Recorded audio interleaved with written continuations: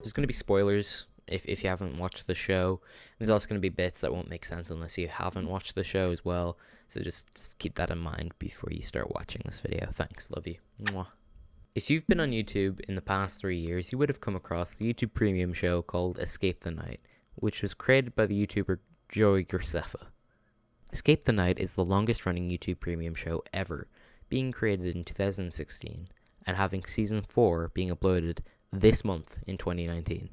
The show begins with Joey Graceffa inheriting a house. He decides to invite a handful of his YouTuber friends for a dinner party.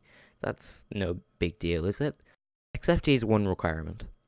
You cannot enter the estate with or wearing any modern items of any sort, and you must dress appropriately to the 1920s.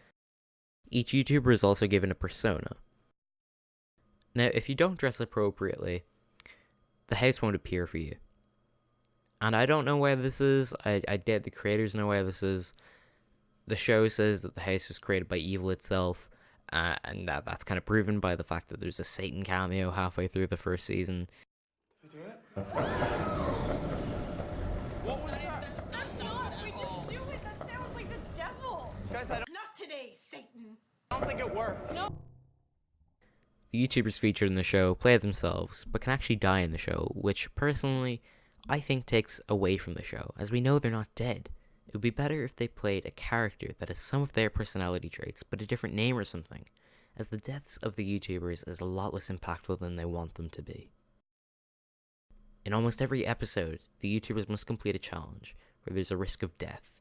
These challenges include exorcisms, circus tricks, swimming, eating. It's pretty mundane. They usually vote 2 people into the challenge, and after watching 2 seasons of this, it gets pretty boring pretty quick. At the beginning of season 2, they clearly say it's unscripted. Previously on Escape the Night, unscripted, unrehearsed. Which can kind of be seen in the YouTubers' actions. There's definitely a clear difference from season 1 to season 2, but at the same time, there's definitely parts where it's 100% scripted. You look marvelous. See, you've been fattened up nicely for the oven. Thank you. To the booty. You Yes! eat up, and you can live in one piece. Thank you. Hey, There's something wrong with this. what? There's something wrong. What do you mean there's something wrong? It's disgusting. You have to check the oven. No. There's something wrong. There's also these little parts where the YouTubers talk one-on-one with a camera, and it's kind of like they're trying to do a reality show thing, but it doesn't work because they do it right before people die and such, and it doesn't make any sense to me. I doubt it makes any sense to anyone else. It's a big shit fire of a show. I guess what they're trying to do is give you an insight into what they're thinking, but it's completely unnecessary and didn't even need to be in the show at all. It's only a way for them to shoehorn in really shitty jokes that don't impact the show at all. They just make it worse. The show can't really decide what it wants to be. At first, it's an unscripted escape room. Then it's a reality TV show.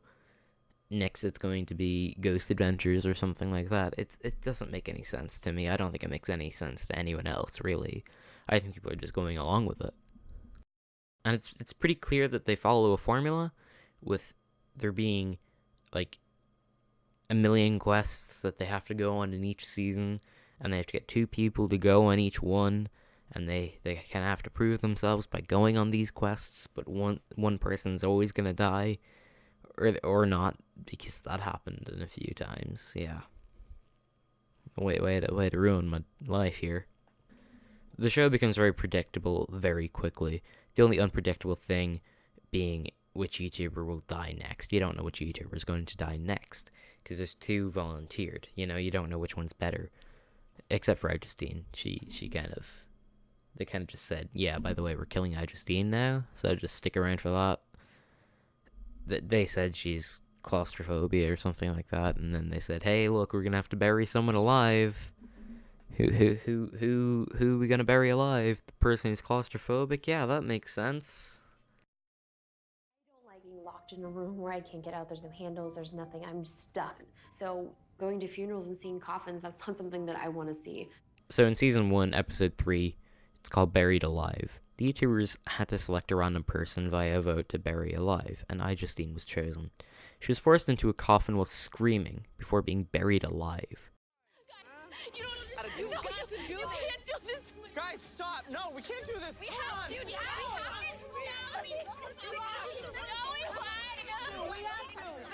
Joey, no.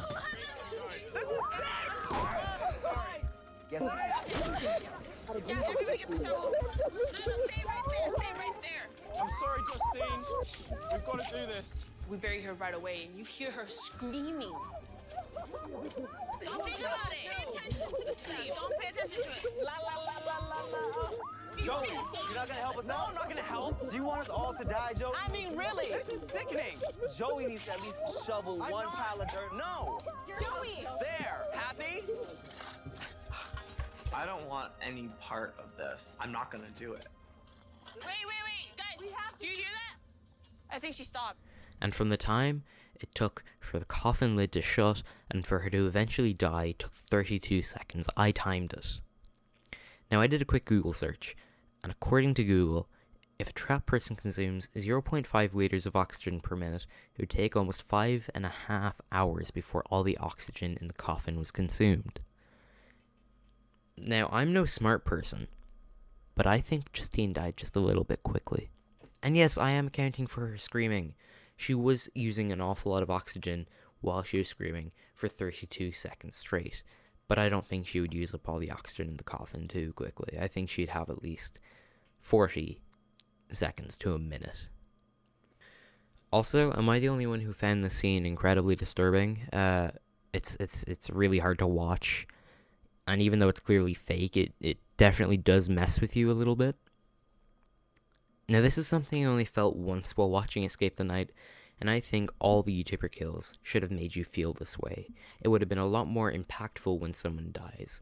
It would have lured you in more. It would have kept you watching.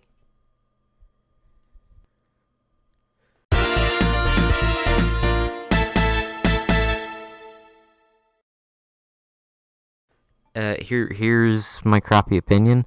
Lele Pons shouldn't have either been invited to the show or should have just died in episode 1 instead of Shane. Why, you may be asking? Because she's quote-unquote crazy and would be more likely to be part of a cult than Shane.